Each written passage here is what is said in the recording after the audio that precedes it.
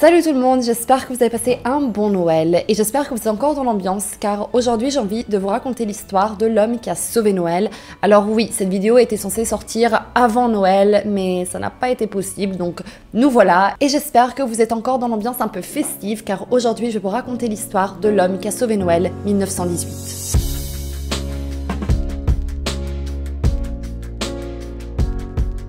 Voici Alfred Gilbert. Il est né en 1884 à Salem dans l'état de l'Oregon aux États-Unis et commence sa vie de jeune adulte en tant qu'athlète.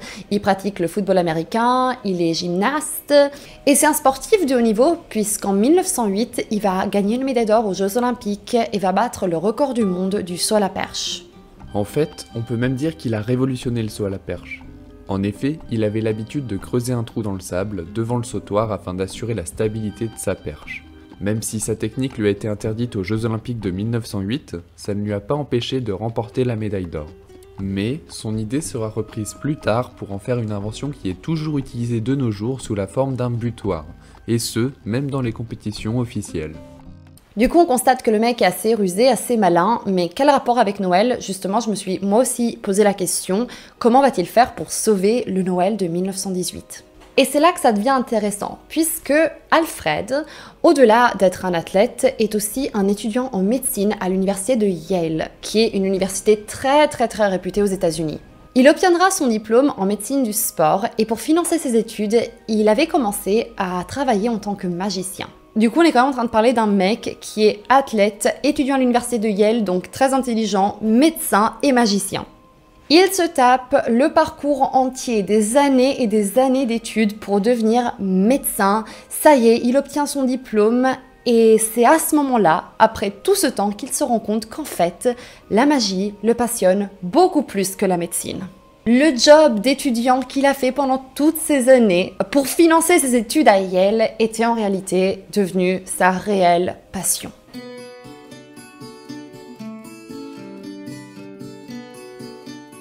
En 1907, il décide alors de créer sa propre société qui s'appellera Mistofacturing, où il va créer des coffrets de magie.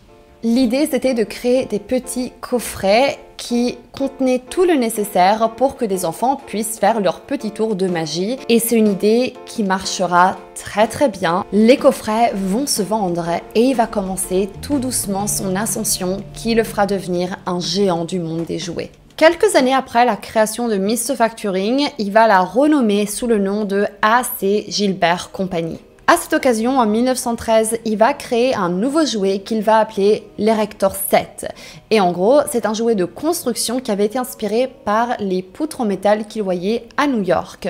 Que ce soit dans les gares ou dans la ville, il y avait des constructions en métal et il a été inspiré par ça pour créer son propre jouet de construction.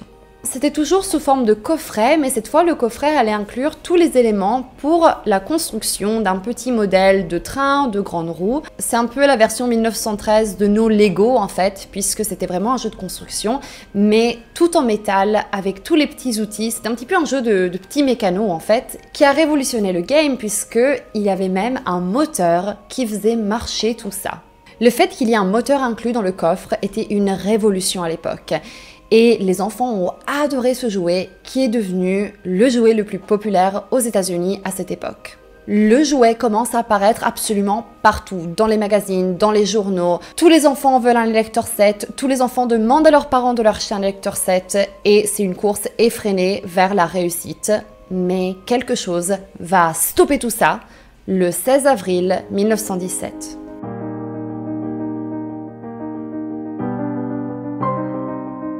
Car oui, j'ai bien dit 1913-1917, donc c'est bel et bien la Première Guerre mondiale.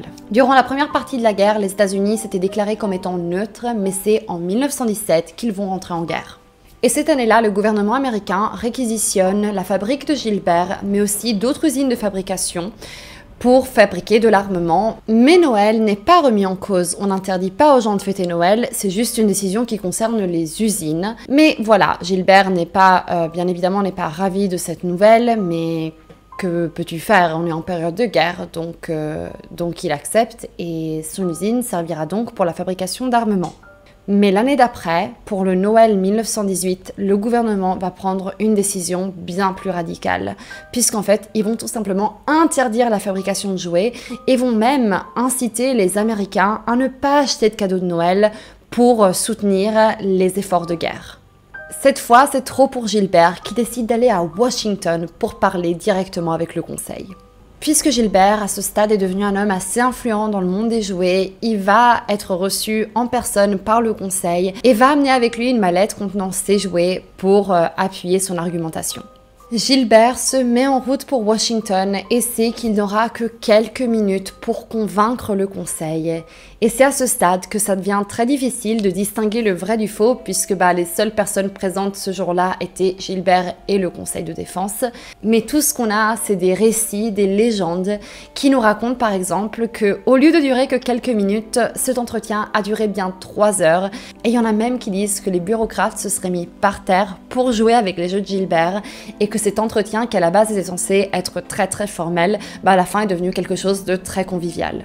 Et même s'il est impossible de savoir exactement qu'est-ce qui s'est passé ce jour-là, une chose est sûre, c'est que le conseil est revenu sur sa décision. Le conseil décide alors que la fabrication de jouets peut continuer et que les enfants auront des cadeaux même en période de guerre. Noël est une tradition qui va continuer même dans cette période si obscure. Gilbert a gagné seul avec sa mallette de jouets et c'est comme ça qu'il obtiendra le surnom de l'homme qui a sauvé Noël. D'ailleurs, si cette histoire vous intéresse, il existe un film qui s'appelle lui aussi L'homme qui a sauvé Noël et qui retrace son histoire.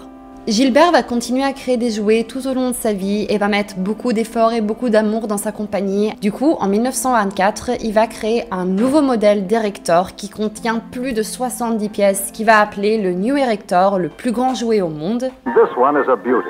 Built with the largest Erector set in the line. Erector offers the most complete line of construction sets ever made. Et il va même développer des nouveaux concepts, dont un qui a très bien marché, qui était un coffret, mais cette fois c'était un coffret de petits chimistes, donc on pouvait faire des petites expériences de chimistes, qui lui aussi a très bien marché. Gilbert est décédé en 1961 et sans Gilbert, l'entreprise n'a plus marché très bien, puisqu'effectivement elle a été dans un déclin permanent jusqu'en 1967 où là elle déclare faillite. Puisque de plus en plus de nouveaux jouets commencent à apparaître, notamment des jouets en plastique, et Erector ne parviendra jamais à battre la nouvelle concurrence. Dans les années 2000, la marque Meccano va racheter Erector et les jouets Erector vont donc être vendus sous le nom de Meccano. Et vous connaissez sans doute cette marque puisque j'ai souvenir de l'avoir vue dans des rayons de jouets, même de nos jours. Du coup, la marque Meccano continue à exister et maintenant vous saurez que c'est les descendants de l'Erector 7 qui était créé par l'homme qui a sauvé Noël 1918. Voilà, c'était l'histoire de l'homme qui a sauvé Noël. N'hésitez pas à vous abonner, laisser un petit commentaire ou un pouce bleu si cette vidéo vous a intéressé. Moi, je vous dis très bonne année à tous et on se revoit en 2021. Ciao!